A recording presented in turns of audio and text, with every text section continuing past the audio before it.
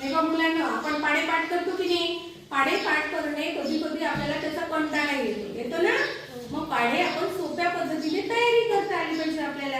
त्यासाठी आज मी तुम्हाला 12 चा टेबल म्हणजेच 12चा पाढा कसा तयार करायचा सोप्या पद्धतीने तो सांगणार आहे. ठीक आहे? त्याची एक छोटीशी ट्रिक आहे आणि फक्त हे तयार करत असताना कोणता अंक लिहायचा नाही हे याची आपल्याला काळजी घ्यायची आहे.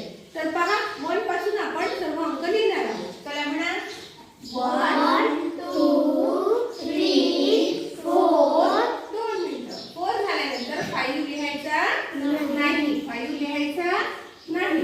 परत 6 7 8 9 10 आणि 10 झाल्यानंतर 11 लिहायचा नाही आणि शेवटी लिहायचा 12. आता 12 चा टेबल आहे तर शेवटी 12 आलाच पाहिजे. आला पाहिजे ना?